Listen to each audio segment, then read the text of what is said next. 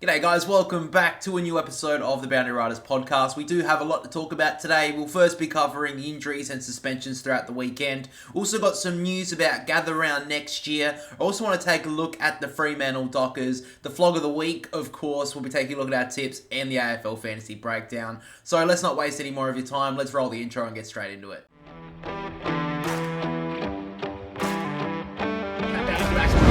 And then Rankin from the pocket, don't tell me, Isaac Rankin! Yeah. He's just got the license for a brothel. Well, I think Gather Round's going to be more than AFL this next season. It's at the handle at the back, Nick Dacos to get the pies home! He's done it! So guys, I think it's going to be every fortnight. Now my brother will be able to join me for the podcast. So this week he is out.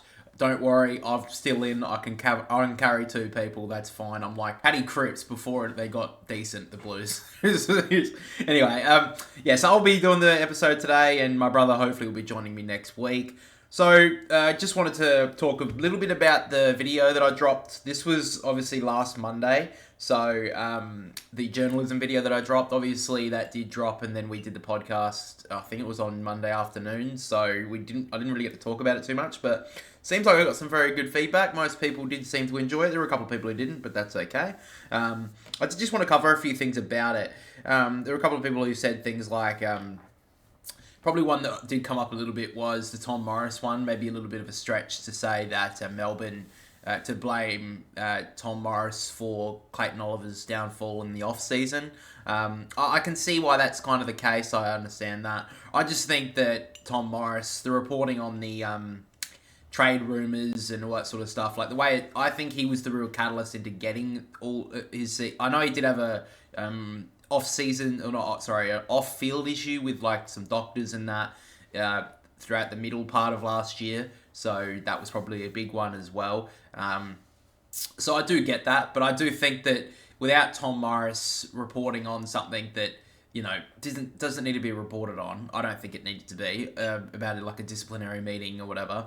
There was no reason he was going to be traded. There was no, and that I feel like I did mention it to someone in the comments as well, saying like the fact that there was a trade rumor of Clayton Oliver leaving, and then 2 days later the trade, like the fact that Melbourne was the rumor was that Melbourne were getting rid of him, and then 2 days later Melbourne were going to keep him. So I just feel like that. How can it just be so, like, 180, like, a 180 change in the space of, 2 or 3 days about a player moving clubs, a player that's signed to their club for 6 or 7 plus years? I just feel like it's very far-fetched.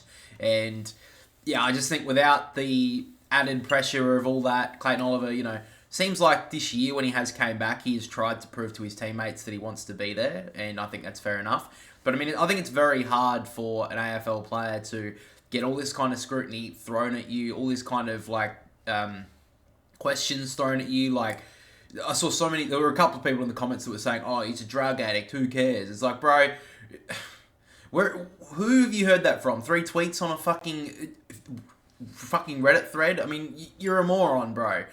Even if Clayton Oliver does do drugs, which has never been reported, by the way. I mean, other than, like, I think it was a fake tweet from Mitch Cleary saying that he did drugs, and, like, it was not that Mitch Cleary made a fake report. I think someone, like, made a fake Twitter account and said it, and people took it as gospel, because people believe anything that's mentioned on Twitter is true, when 99% of the time it's fucking false. And if you do some actual, you know, one Google search, maybe you'll find, maybe it's not true that Clayton Oliver's on drugs, because a account that says Mitch Cleary in it with his profile picture, that's for some reason has 3 different numbers in the profile and it's different to his regular account. Yeah, that's got to be true. It's like, bro, how about you open your fucking brain and realize that's maybe wrong? Anyway, I just think without all the reporting that started with Tom Morris's, like, report of him getting to shape up or ship off, you know, if without that sort of report that, like I said in the video, is, I believe, which I think most people would have believed as, and I think anyone with a logical brain would have said, okay, that's more Melbourne trying to get him to shape up because he's acting like a tyrant, a little child, and he needs to shape up. And telling him or ship off would basically mean like a parent telling a child to do it or you're going to boarding school. It's not like an empty threat. It's more like, a more mature person telling you that you need to do better, or there will be ramifications for it. But that obviously spiraled into Geelong were going to pick him up, the Crows were going to pick him up. They were throwing all kinds of trade rumours, and that obviously started it. But then obviously he's going to not work every day, but he was in his off season. I'm sure he couldn't even go down to the shops without someone looking at him and saying, "Hey, are you going to the Crows at the end of the year?" Or someone yelling out, "Oi, Clayton," or you got to remember these players get hounded by people all the time, like just people just to get a photo or whatever. So imagine if you were in the limelight for, doing drugs, leaving clubs, all that sort of stuff. I'm sure he would have had a lot of mental issues. And we saw in the off-season that he had issues with the police with his driving and had to go to hospital for a seizure and all this sort of stuff, which, I mean, I'm sure... I may be wrong about this, but I'm assuming that seizures, a big contributor to seizures is mass stress, and I feel like with all that the report should have been held off at least for a couple of days until you get all the evidence, because all the evidence that he had was Melbourne had a disciplinary meeting and said that he was said that to shake up or ship off. That was all he had, and that just spiraled into he's going to the Crows at the end of the year. He's going to the Crows in the off season, which obviously never happened, and yeah, I think that's a real reason why, I believed anyway, that he was a big catalyst into the off-season of Clayton Oliver. And we've seen this year that he hasn't had a good year because he was off for so much of the off-season going into the 2024 season. So, yeah, I mean, that's just what I think anyway. Now, there was another one as well about Caroline Wilson and her comments about, having the WA environment be the... has to be looked at when looking at the the passing away of Cam McCarthy. And some people did bring this to the point of there was 4 deaths in 6 years at Fremantle, and that's what she was trying to allude to. And look, I get that, but again, I mentioned this in the comments to someone because, when people are not being nice, just suggesting reasons, I was more than fine to respond to them, and I did. There are a couple of people who are morons, and I'll get to them in a minute. But, someone was I think she was more alluding to the fact that there's been 4 deaths from Fremantle players in 6 years. And so the players were Colin Sylvia, Harley Ballock, Shane Yarran, and obviously Cam McCarthy. So, look, I think Harley Ballock, I believe, had a big drug issue. And I think so did Colin Sylvia. Shane Yarran was formerly in prison as well. And Cam McCarthy was, he had a lot of mental issues and stuff. So I think there's obviously other factors as well. So that was one point I made. This isn't a WA issue. Yes, it's very interesting that... It was not interesting, but it's very weird that 4 people have died in 6 years at Fremantle, who were at the Fremantle Football Club. But they've obviously had a lot of other circumstances. And for another thing as well, Colin Sylvia and Harley Ballock played for Melbourne. Are we going to bring Melbourne into the situation? I mean, I don't know. But also brought up the point as well as with that logic that Caroline Wilson is trying to allude to, you could make the same argument for Richmond and Shane Tuck and Danny Frawley, taking their lives. Because both of them, Richmond was... Danny Frawley was still coaching Richmond when Shane Tuck was playing, and they passed away a year, I think not even a year apart from each other. I mean, I'm not saying that's the case, but I'm saying that if you're going to use Caroline Wilson's logic, then you could just make that argument as well. That's what I'm getting at, and that's what I'm trying to point out, that, it's not that Caroline Wilson cares or she's trying to bring something important to light. It's the fact that she's she's making a big, outrageous claim that will get clicks, that will get engagement, that will get rage bait, that will, all that sort of thing. That's what I'm saying. I'm not trying to say, I'm not saying that Richmond have anything to do with it, or Melbourne have anything to do with it, or Fremantle have to do anything with it, or WA in general have to do with it. I think it's a whole AFL issue with, men's mental health, but we've even seen AFLW players taking their own lives. So it's an AFLW footballing issue that needs to be addressed. Just to throw it on, it's WA's fault. It's what are you talking about? It's not just WA's fault. It's everyone's fault, and the AFL have to do better with it. And I think that's a fair statement to make.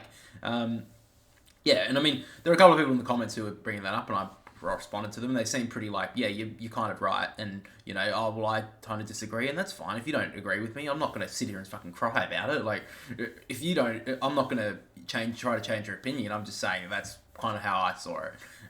What was another one that I saw? Someone said you should have changed the AFL, what was the title of the video? AFL journalism is a joke to woke because AFL is woke. And, bro, if you... Are you brain dead? Like, that was got nothing to do with the video. I don't know, by the way, that commentary video that I did, I don't know what audience that hit, but every single comment, like in the last week or two, when it went up again in views, it hit some audience of like red pill old men who fucking hate women apparently, because every single comment is like, oh my god, you didn't absolutely tear Kelly Underwood a new asshole. She is so bad. You suck. Or oh, women should be doing all the jobs in the media because they're so good at it, like you said. It's like, no, I said that Kelly Underwood doesn't exactly deserve every single piece of negative reporting or negative feedback that she gets from people, that there's a lot more other issues with the AFL commentary right now than just her. So just, like, how about we put some more feedback on other people? But obviously other people are like, I made a joke about, like, you know, wearing a helmet or whatever, which was a joke at both sides of whatever you think, and people took that as, oh, they're making fun of me, I hate this guy. It's like, bro, I don't give a fuck what your stance is on anything. I just don't think that we need to be taking it out on one specific person. I feel like there's a whole issue with that. And same thing with the journalism video. The video had nothing to do with men, women, children, or politics, or anything like that. So I don't know why you would say, change the title to AFL is woke. It's like, bro, if you use that word, just because you heard some fucking somewhat smart person say that word, doesn't make you smart. It makes you sound like a fucking moron and you don't know what's going on in the world. Like, it's just because you said like a buzzword doesn't make you sound smart. It makes you sound like a fucking moron. And the video had nothing to do with quote unquote wokeness. Like, oh my god. I'm even thinking of making a video like about a video called Is the AFL Woke or something, and just going over things about, like, I think it's more about money than being woke. Oh, I fucking hate that word. I'm going to stop talking about it because it's making me angry.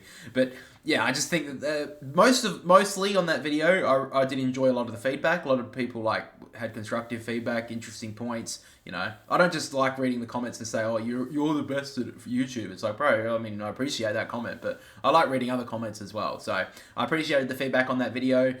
I'm going to be trying to get the video essay out for the Hawthorn video this Monday coming. So next Monday, or this Monday, whatever day this comes out. So yeah, that's probably what I'm going to try to work on next, and then maybe a video after that. I'm actually thinking about doing the AFL umpiring, because I think that, we'll talk about that a little bit more later in the podcast, but that's something I think that needs to be talked about, and something that I am quite interested in looking at. So I think that's something we'll be looking at. But I've been rambling on about that video for too long. So let's move into our first bit of the regular part of the podcast, which is looking at the suspensions and the injuries. So the only suspension that's really been looked at for like a week or two is Jordan Boyd. He did receive a match ban for his hit in the Richmond game. However, the Blues are going to be challenging it, so that's probably, I don't know how that one's going to go. I mean, I thought Paddy Dangerfield would have been obviously getting a week the week before, and he got away with it. So it's really a flip of the coin. Who the hell knows what Jordan Boyd's going to get with that one. There are a couple of fines either way. Ben Long got a fine for his hit on Braden Maynard. Off the ball it was. It wasn't exactly a lot in it, so I'm not surprised that it was a fine. But there is quite a lot of news on the injury front.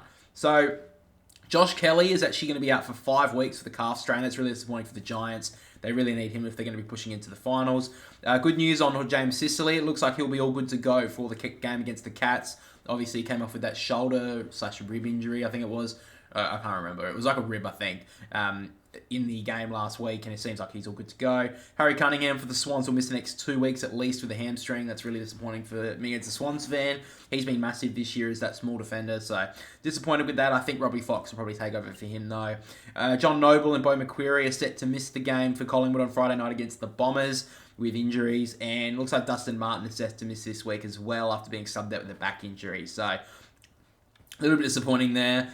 Dustin Martin. I mean, I watched or listened to on the way home the Footy Classified clips or whatever they put on their YouTube channel, and oh my god, who the hell can listen to Footy Classified like alive or on like 9 now, whatever the hell their app is? How the hell could you watch it? All they do is sit there and argue with each other, and then and then in between arguments, they try to throw out a big hot take that gets a click, or a little statement that they can put in their thumbnail. It's like, holy shit, bro. I mean, it's kind of, for me, I listen to it because I think it's like a crap reality TV show or whatever. Like, it's not good, but every now and then you kind of need some shit content to listen to just to make yourself feel a little bit better and laugh a little bit. And the amount of times I was listening to it today on the way home, just thinking, oh my god, how the hell can they go to work, every couple of times a week to Footy Classified and sit there and sit with the most insufferable people on the planet?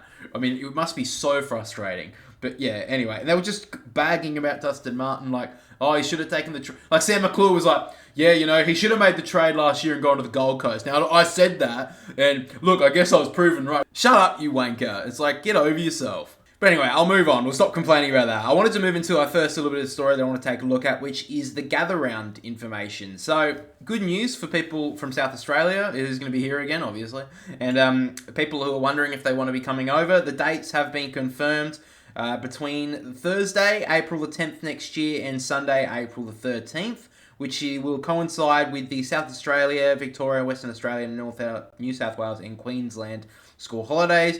The traditional Easter round matches will be followed over the long weekend of April the 18th to April the 21st. So basically, it's going to go gather round, Easter weekend, and then whatever. So that's interesting. So, and then after Easter, it will be Anzac round. So that's going to be interesting for next year. So I guess if you've got kids, or if you are a kid, get your parents to take a 3-week holiday. You can watch the footy for the whole time. But there is one thing that is a new change. It does seem that gather round will next year be moving a game to the Barossa Valley.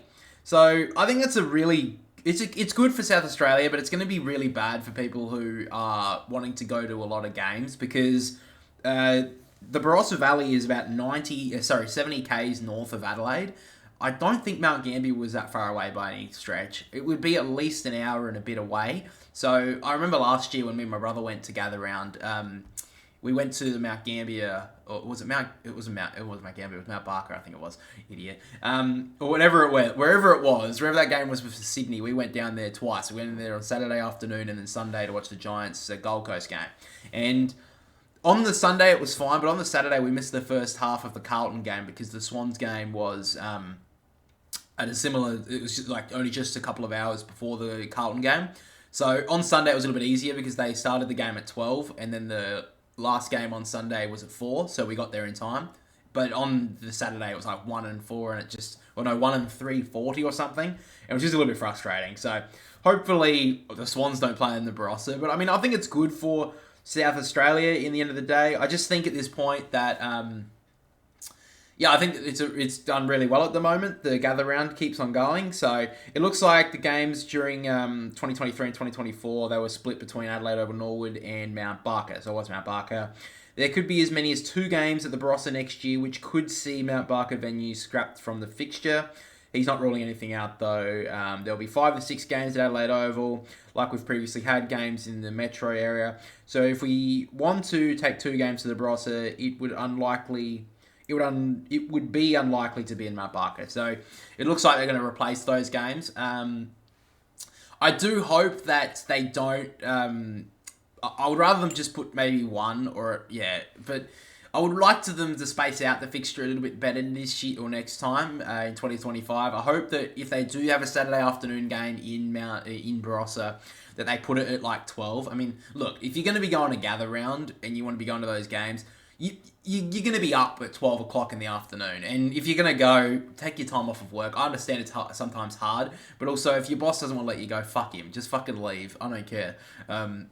I know that when I used to work weekends, I would have just said, look, I'm not working that day. And they would be like, oh, and I was like, shut up, bro. Fucking, I work enough, hard enough. God forbid I can have one day off. God. Anyway, that's just another point as well. So I do hope they space it out a little bit better. But other than that, I think Gather Round's been amazing for South Australia. I hope the Tom Morris report isn't true that he made like 2 months ago or whatever, that they're going to be having like pseudo Gather Rounds throughout the whole year in different states. Like, I think there was going to be one like in 2028 where there's one it's half in Tassie, half in Victoria, and it's like, whatever. But I mean, that's a Tom Morris report. Who knows if that's true or not. So, yeah, that's good news from the Gather Round front. But let's talk about Fremantle. So, every couple of weeks, every week we usually talk about a team. The last 3 or 4 weeks, we've been talking more about teams on the down. So I know we talked about Port Adelaide last week. My brother was here. The Crows the week before that. I think we talked about Brisbane. Since Brisbane, they've just came into a new lease on life. So I was kind of right about it, but also kind of wrong. I was like, if they don't I don't think they'll make finals this year, and that's okay because I'll bounce back next year. But they've bounced back pretty quickly, so good on the Lions. But on the Fremantle front, I did want to talk about a little bit like. They beat the Swans last week. That was a great win from them. They played an absolute blinder. Sydney, I think, were pretty good. I mean, they weren't their greatest. I think they made some mistakes, like Isaac Heaney not going forward when Nat Fyfe had him done. I think that there was some players that we could have done to try and negate Fremantle's game plan that they were doing. But I think Fremantle were brilliant. And I think that they've finally got a group that they can build off for a potential inaugural premiership. I actually do think that. I don't think it's perfect though. I think the people saying that they're in premiership contention this year, I think it's a little bit off just at this stage. I know they're in third on the ladder, but I think there's a lot of teams outside the top 4 that will be getting there at the end of the year. Like, I think the Brisbane Lions can get there now because of Essendon dropping off, dropping their game against the Cats, which I thought they were going to win. I think Collingwood will be up there. I still think the Bombers will be there. I don't know if they'll be up there like that, but I do think Fremantle can definitely get a home first final for elimination final. I think that's pretty safe to say, on knock on wood. But I did just want to take a look at the list, and not the list, but like just their team and whatever. And I think this is definitely the group that they can use to get to a premiership. I think it's definitely a lot different than what it was with Ross Lyon. Not to say that they didn't have it then, but I just feel like they've got a different sort of game plan as well. It's not all defense. It's not all just boring football. I think it's definitely a game plan that they can use for the modern age of the game at the moment. But I do think they do need to add some things. So I want to take a look at the positives. So I think their midfield depth, their midfield core 3 or 4 is very solid. I think it's one of the better ones. I do think they need to add to that core group, and I do think they need to add some goal scoring impact. So looking like the best ones, you're looking at the Swans and Carlton, Paddy Cripps, Walsh, where they got Chera, Kennedy, Hewitt, Hollands, who can run through there. They're all pretty solid. They all hold their own. For Sydney, of course, you got Golden, Heaney, Warner, Rowbottom, Adams when he's through, when they need him in there.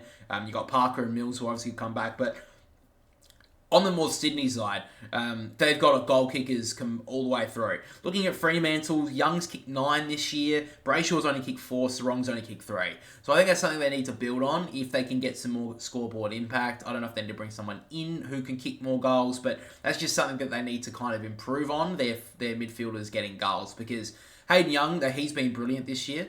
And I think Brayshaw and Sarong have been amazing. But I do think they need to add some more goal-scoring impact because a little bit I think that they struggle a little bit on their goal-scoring still. They have found Amos, who has been very good this year. Tracy's been amazing. He's almost in all-Australian form, in my opinion, as a key forward. Maybe that's a little bit too much, but he's been very good this year. And he's been one of the better performers on the fact that I like the way he plays. He always brings the ball to ground. He doesn't give up on the play. And I feel like there's some $1 million forwards right now who could take a little leaf out of his book. So I think that's something that they can build on. On the midfield depth, I think that those core 3 are great. But after that, it kind of tapers off a little bit. Other than like Johnson and O'Meara, I don't really know who else can run through that midfield consistently for years to come. Obviously, you can say Fife, but I feel like other than that game against the Swans this year, he hasn't had a very good year. Like, you wouldn't say he's been amazing. Obviously, he played really well on Heaney. Maybe that's a way they can go forward with it. But I do think that there's not a lot of other options to go through the midfield. And looking at their reserves, other than maybe Will Brodie, who just seems to be out on the outer, I don't think there's a lot of other options to go through there at this stage. But I do think that they can build out on that. And I do think if they can they can do well this year. They can bring in some more players through, if it's not the draft, through the trade period. That's what I'll talk about in a minute. But I think there's definitely a core there that they can go through on their midfield front, and their defense has obviously been amazing. I've never questioned their defense. I think even last year when they were pretty poor for a lot of the year, their defense held up so well. So I think Fremantle are fine on their defense. They could probably just build through on their midfield. Obviously their wing, I think, is fine. Jeremy Sharp's proved brilliant this year, and Johnson's played a lot through that wing role as well. O'Meara's been out there a bit, and that's kind of where they can build from. Obviously they've chucked, I think, Switkowski off the wing a bit every now and then as well. I think the real concern, though, is their forward line. It's still their small forwards. I think right now that if you look at the better teams in the comp on their small forwards fronts, that's where they're going to need to build up a bit. Frederick has had a pretty good year. I think he's kicked 11 or 12 goals. But other than that, they kind of taper off a little bit. Walters, yeah, he's been okay, but he's been a little bit injury prone, and plus he's aging now. I feel like they can get some better options. Switkowski, I'm a bit surprised looking at the goal scoring tally. Obviously, it's not all just about goals from a small forward. It's also about pressure, about goal assists and scorer involvements. But he's been pretty good on that front, but he still needs to kick goals. He's only kicked 6 this year. So I think that's another option as well. I've said to my brother, and I think I may have mentioned it a few times on the channel, that Sam Switkowski is one of the most cleanest footballers I've ever seen play the game. And I think that he's definitely someone they can use going forward. But I do think that they need some more through there. Now, we've obviously heard the likes of Liam Baker potentially going back to WA, even Shea Bolton. If they could get both of them or even one of them to their club, I think that just makes them almost a top 4 side on their forward line. Because I think Amos is definitely an option to go through there. Tracy's been brilliant. He's definitely an option who's the tools, who can bring it down to ground. And Sam Sturt had a really good game against the Swans on the weekend. Looks like he could be a prospect for them going forward. Taberner, I know he's playing Waffle at the moment, but he's definitely an option if they do have an injury. I thought a couple of years ago he definitely could have burst on, but he just hasn't been able to come along. So that's a little bit unfortunate. But at this stage, if they can pick up some big players in the off-season, if they can pick up a Liam Baker, a Shea Bolton, or some sort of small forward, build out through that midfield depth, even if it is through the draft or just somewhat, or developing through their midfield, give some options like maybe develop Frederick into like a burst player through the midfield every now and then. We've obviously seen the likes of other clubs do it, like the Crows with Isaac Rankin. The West Coast Eagles have tried Liam Ryan through there a bit. Essendon did a little bit different, but Jake Stringer as well with like a bursting impact. I feel like Frederick could do that. He could definitely add a burst of speed through there. It's quite a decent sized body, so I think that could be an option. That's something they need to do. I think they are a little bit off this year though. I feel like they need to just build a little bit more through their depth, a little bit more through their forward line. But I think Fremantle, this is definitely a team that can build into a premiership in the next 2 or 3 years. I definitely think that. I don't know if that's I don't want it to sound like a hot take, but looking at Fremantle last week, they have the building blocks to build something big. I know that people would... Look, I don't want to say, they can't use both Darcy and Jackson. They both suck together, and I think it's worked at times. They just need to get it to work more consistently. Look, if Darcy can get the right offer, I feel like they let him go if they have to, but I feel like you only let Darcy go, or it has to be Darcy, doesn't it? If you have to let Darcy go, you have to pick up at least 2 small forwards. So, I don't know, obviously Richmond wouldn't want him, but look, if Richmond said, we want Sean Darcy to be our future ruckman, you say, Liam Baker, please, and add Shea Bolton on top, or, something like that. Maybe that's a little bit too much to ask, but that's just an option that they have to go for. They obviously packed up a lot of draft picks last year to try and pursue Logan McDonald from the Swans.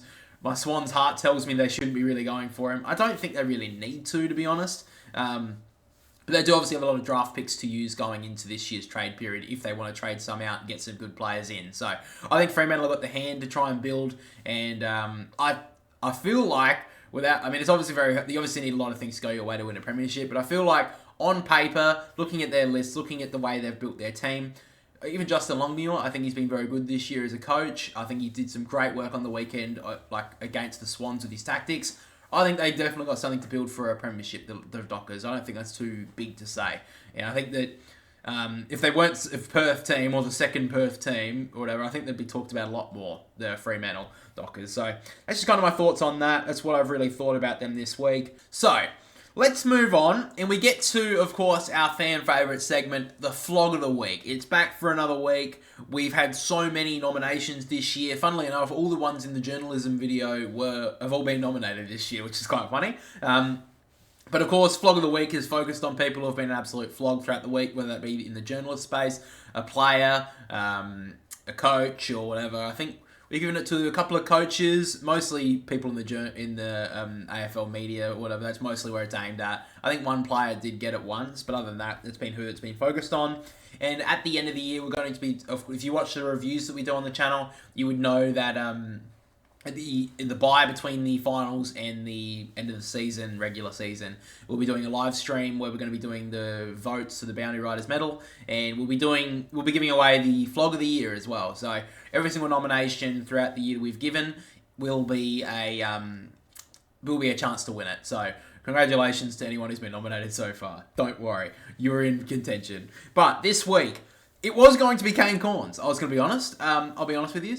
The last couple of weeks, it seems like Footy Classified, it used to just be Tom Morris or Sam McClure on Channel 9 who would be throwing out trade rumours like they were bloody candy. But apparently now Caroline Wilson and Kane Corns have joined into the party. But Kane Corns obviously doesn't do the regular of like, look, my sources told me, my plate of master food source has told me behind the scenes that potentially Tyson Stengel ate a bowl of Nutrigrain this week. So that's definitely pointing to me that Essendon is an option for him. So, but I'm not saying that he's leaving or anything. It's like, yeah, bro, how about you just shut up and don't say that at all? Because you have no evidence to support it. But anyway, that's what Kane Corns has been doing about St Kilda players the last couple of weeks, saying Rowan Marshall, he's going, Max King should be looking at leaving, or St Kilda should look to get rid of him. It's like, bro, how about you just stop saying hot takes? I swear to God, he sits at his breakfast table with his wife and kids and tries to think of different hot takes to say to them to make them feel bad, to then all of a sudden get onto his SEN program or Footy Classified, come up with genius hot takes that people take and go, oh my God, Kane Corns is an idiot. It's like, bro, you're falling for it. Just leave him alone. Just act like he's like that little child and push him into the corner and tell him to fuck off. But anyway, it's not going to him this week because apparently a different person just wanted the nomination. He DM'd me, he was like, look, I understand Kane Corns is getting the nomination this week, but I want it. So I was like, look, I understand. I know it's a prestigious award. We'll look into what you've said. And apparently, the CEO of the AFL and Andrew Dillon was like, I want this week's nomination. So, of course, AFL umpiring has been in the limelight for the majority of the season, let's be honest. But especially the last couple of weeks. You obviously had Laura Kane a couple of weeks ago come out with her very, very confusing statement about the North Melbourne 50-metre penalty, basically blaming that it was the umpire's fault that Collingwood were getting raked through the coals. It's like, oh no, it wasn't Collingwood's fault. It was the umpire's fault that he didn't pay it against North Melbourne. It's like, yeah, I think it's still 50-metre penalty if you don't call play on umpires, but that's neither here nor there. So apparently Andrew Dillon, the CEO of the AFL, thought he'd try and top that this week. So he was asked a bunch of questions about the state of umpiring this season or whatever, and he came out and said that he thinks that it's as good as it's ever been. Now, I don't know if he's trying to say that it's been absolutely dreadful forever, but why would you say that it's as good as it's ever been? Clearly, it hasn't. Clearly, it hasn't been good this year. Clearly. And I'm not really specifically talking about the umpires, like the ones out there on the ground. I think it's a lot to do with the AFL swapping and changing the rules and their interpretations every single week. Stephen McBurney coming out and trying to discuss certain things, and the umpires are confused, the players are confused, so of course they're going to fuck it up. I don't think it's exactly that bad on the umpires themselves. I think it's a huge blight on the AFL, but why are you going to sit there and bury your head in the sand and act like there's not an issue here? Clearly, no one knows what the fuck's going on. The umpires don't know what to call. The players don't understand the interpretations. The coaches are calling you up every single week asking, What's the interpretation of holding the ball? It seems like it's changing every single week. Oh, no, it's not. What are you talking about, Brad Scott? Shut the fuck up. It's like, are you stupid, or have you just got your ears painted on? Like, or your eyes painted on? Like, for Christ's sakes, you can't sit there and tell me that it's been as good as it's ever been. The only way you can say that is to say that it's been worse in previous years. And I don't really think it's been that bad. I don't think... when I was doing a little bit of research for like an AFL umpiring video, I looked at... I think it was like...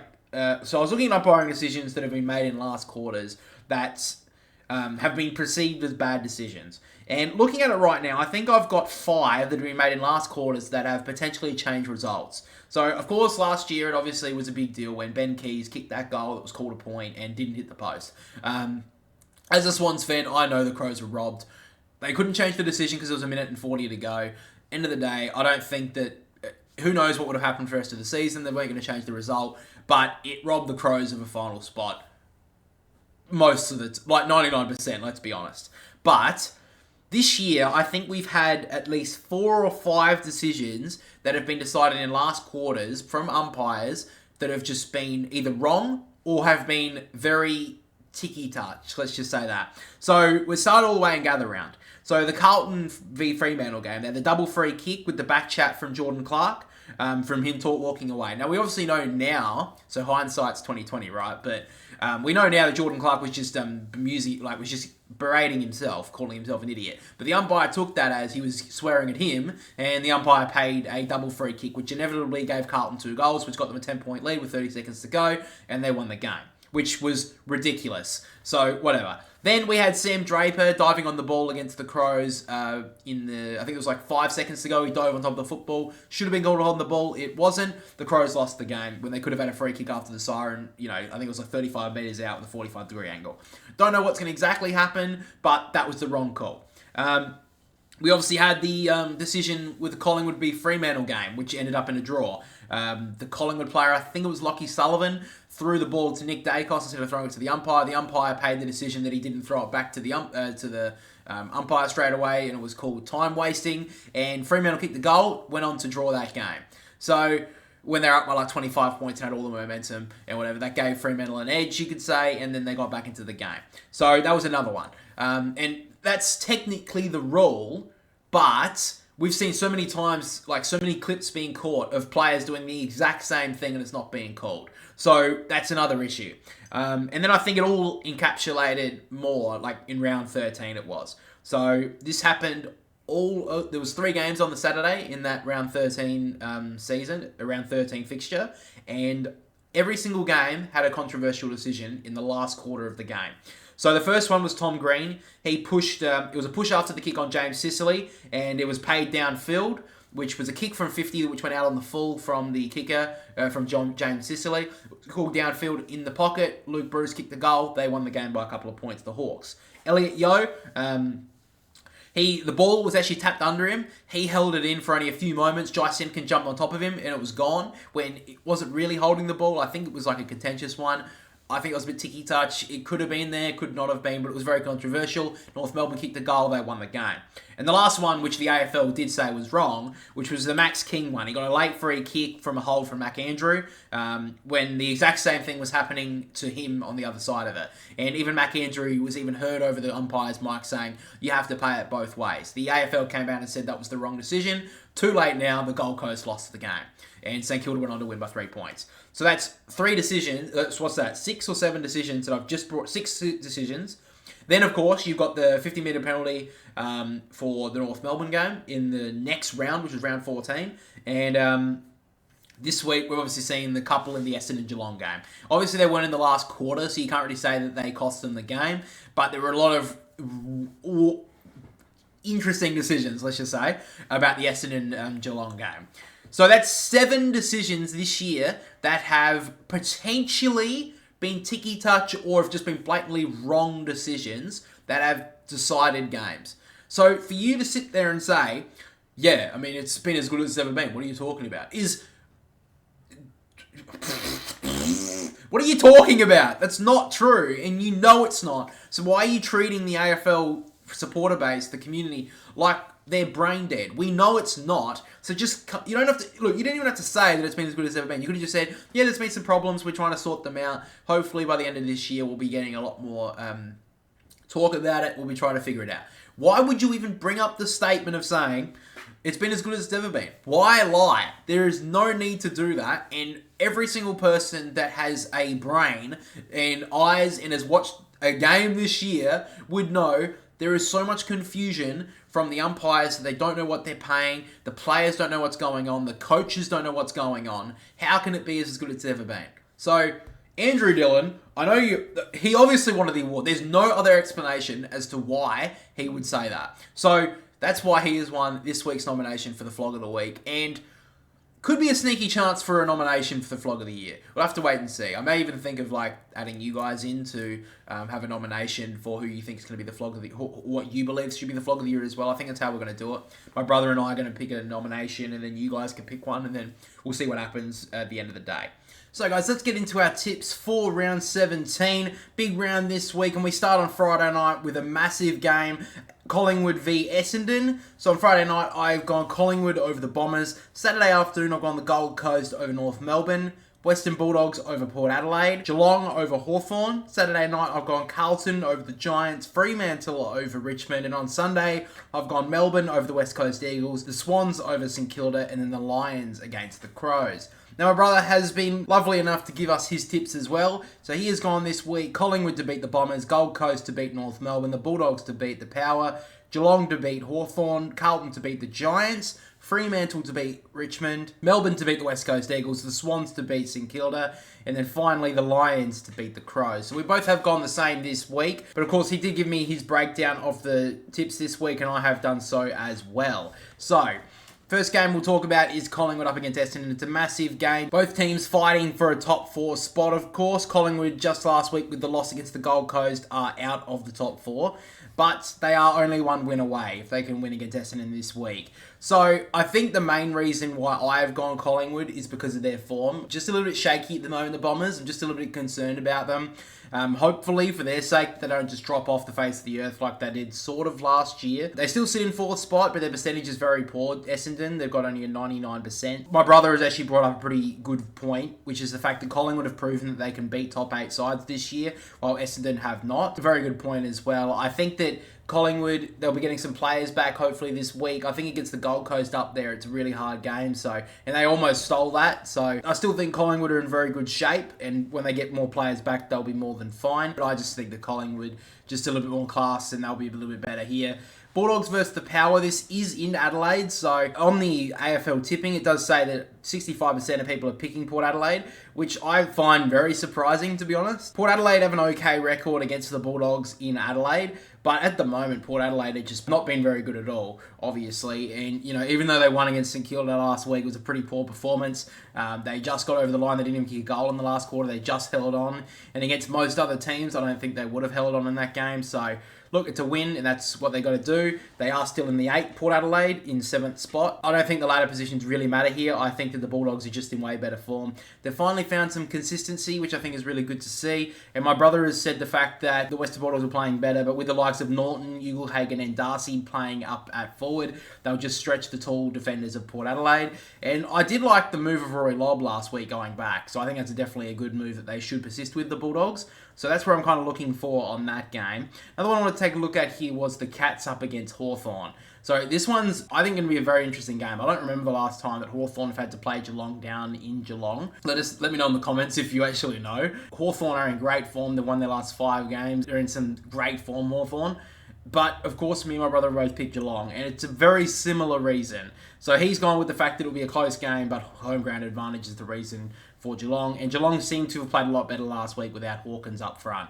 So I do think that's an interesting look at it. I do think, though, that the Cats last week, they have a very good record against Essendon. So maybe that was another factor of why Geelong were a lot better last week. My only reason, really, is the fact that it's played in Geelong. In Hawthorn, I don't remember the last time they've played down there. Like, playing on the MCG and Marvel most of the time, Hawthorn may struggle down in the very skinny ground of Kardinia Park. So I'm actually just going to go Geelong basically on that point. That they won't know the ground too well and they may struggle. But who knows? I think on form alone, I think Hawthorn should be favourites here. But If this was played anywhere but Geelong, I would be picking Hawthorn.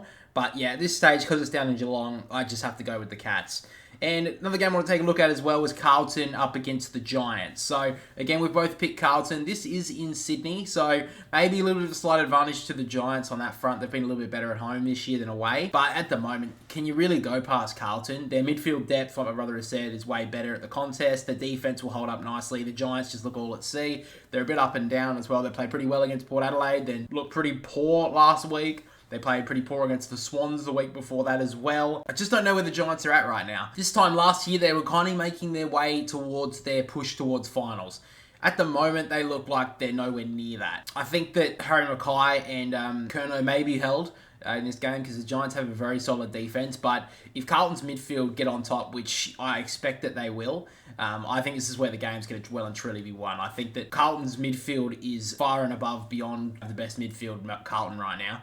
So if the Giants can't just stay level with that, they're going to get beaten pretty convincingly. I will be interested to see who Bedford goes to. I think that he'll likely go to Walsh. And I think that Chincotta probably go to Tom Green or Josh Kelly. That's probably my look. Maybe Whitfield. I feel like he had a lot of touches last week against the Crows, but didn't do a lot with it. So that may be another option as well. But one more thing I wanted to take a look at before we look at the ladder of our tipping comp was I wanted to try and bring something to the tips. And this week I'm going to bring it in. I thought it was a great time to bring it in 17 rounds into the season, but I thought it would be a good idea. So I wanted to pick the danger game for this weekend. So a game that I have tipped differently, or my brother has both tipped differently, that I think could definitely go the other way. So this week, I'm going to go with the North Melbourne v Gold Coast game. It's the danger game for this week that could go either way. I think North Melbourne, they're obviously bottom of the ladder, but they have improved a lot over the past couple of weeks. And the fact that this is at Marvel Stadium, I think says a lot about the Gold Coast. Now, they simply just have to win this game, the Suns. If they are going to be a finalist this year, they have to find a way to win this game. They're yet to win a game away from home so far this year, the Gold Coast. So this is a game that they should win. But I think this actually is a chance for North Melbourne to take a bit of a scalp. If they do win this game as well and Richmond lose, they will jump off the bottom of the ladder, which would be amazing for the Kangaroos considering how poorly they started this season. I think this is a real danger game, basically on the fact that North Melbourne are in pretty decent form. Gold Coast have been in great form at home, terrible away. So this being away, I think this is a very interesting game for both teams. I think that North Melbourne, probably Will Phillips, likely goes to Noah Anderson, maybe Matt Rao. We even saw a couple of weeks ago that teams have been tagging Took Miller. They made the mantra of cut the head off the snake and the body will die. So that was a very good tactic. I can't remember who did that, but that was a very good tactic to use. I think that's my danger game for this week. I thought it'd be a great idea to bring it in 17 rounds into the season, but maybe that's something we'll incorporate into the tips going forward for the rest of the season. So, of course, like I said, we'll move on and we'll talk about the AFL tipping comp for our channel, of course. We've been doing it all year. We've had 14 people join. Obviously, next year when we do it, it'll be much bigger, so all of you guys can join. I think we've at least 5 times the amount of subscribers we had since the start of the year, so that's just insane. But of course, that does mean we get more people doing the competition, and that'd be great. But looking at the tipping comp at the moment, Brendan is still on top with the 96 tips. I don't think he's dropped off top position all year. I think a couple of times he's been drawn level by a couple of people, but he just continues to get the tips right. Seen him in the streams all the time. He's a great guy, and unfortunately, no one seems to be able to catch him. So at the moment, Brendan is on top with the 96 tips. We have Paul in second spot with 94, and then there's a huge gap from second to third. There's a 5-tip gap with Harvey on 89 tips, and I am on 89 tips as well. We're getting the 6 tips last week, so go me. I was one of the better tipsters last week, which is pretty surprising. Brendan got 7, so that's why he broke away. He got the highest in the whole comp. My brother is sitting in 7th spot on 87 tips, so a couple of tips off of me. And then down the bottom, we have a new wooden spooner at this stage. The Eagle wooden spoon, so Brooke's still on bottom, but Kirk has dropped down to bottom spot with the 4 tips this week. Not good enough from Kirk. He's got to do better than that. But sitting in 4th spot at the moment. Maybe I can make a late charge. I am, 7 tips off the pace with 7 or so rounds to go. So it's going to be pretty tough for me to try and steal top spot from here. But at this stage, Brendan and S is still on top on the AFL tips. But of course, with that being said, let's get into our final part of the podcast today, which is our AFL fantasy breakdown or recap or whatever you want to call it. That was good on me. Fucking hell, maybe I should do a podcast every single week and absolutely suck at it. 70 episodes in, I'm still not that professional at it. Anyway, moving into it. This week, last week I had a pretty poor week. 2,055. Should have done a lot better than that. That's pretty poor from a guy who This is after the buys, and I should be scoring at least 2,200. You really be thinking at least 2,100. I did have a couple of poor performances though. I don't know why I did this. I picked Nick Martin as my captain. He got 79. That was poor. Hayden Young had a shocker. He got 37. I don't know what the hell happened to him. Davies Uniacke got 67. Poor performance. Matt Gorner got 77. Isaac Heaney's been 100 all year. He only scored 79. So a couple of poor performances there. I did play Darcy Wilson on my team. He got 22. So yeah, not the best on that sort of front. I did have some good performances though. Nick Dacos, 115 was great. Stan Walsh, 132. Bontempelli, 126. 106 to Dawson and Green. Took Miller with the 100. Oliver surprised me. He got 109. Rosie got 95. Brought him in. I changed my trade from Rosie in instead of Richards. And that worked out okay. It only got me a couple of points, but that was a better decision. I may get Ed Richards soon. So that was kind of the way I went at it. I did lose in my league, which we'll talk about in a minute. But I want to talk about my trades. So this week, I've done 2 downgrades. So I've gone, Logan Morris is out, the Brisbane young gun, and I've picked up Humphreys, the Geelong debutant from last week, and I got rid of Fantasia, and I picked up Moniz Wakefield. So a couple of rookies just downgrading now. That gives me 296,000 money in the kitty. So what I'm going to do next week is I'm going to again trade another rookie out, probably going to be Billy Dowling. Maybe someone else, probably Billy Dowling though. And then I'm going to go with Darcy Wilson and then get all the way up to Dane Zorko. That's probably what I'm looking at right now, which would give me pretty much a full forward line. My worst would be Sexton and Fisher. That's pretty decent. My midfield, my worst would be Rosie and Oliver. That's probably where I'm looking to improve from next. And then my defence has probably been my most set at the moment, with Yo being my worst and second worst being Jordan Clark. So my defence is pretty much, my second worst actually Hayden Young after the poor week he had. So I feel like that's pretty well set, my defence. I don't think I have to work too much on that in case of injuries. Midfield is probably my next option after I get Dane Zorko. I just have to get rid of Darcy Wilson. He's been good, but now he's kind of tapered off, so I think it's time to get rid of him.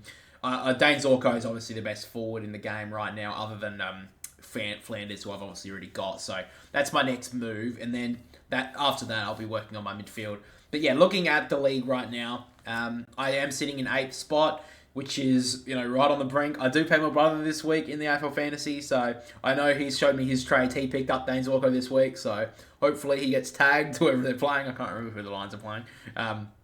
Hopefully that's the case. But yeah, so looking at it right now, I'm sitting in 8th spot with a win in front of Serial Squirrel Grippers.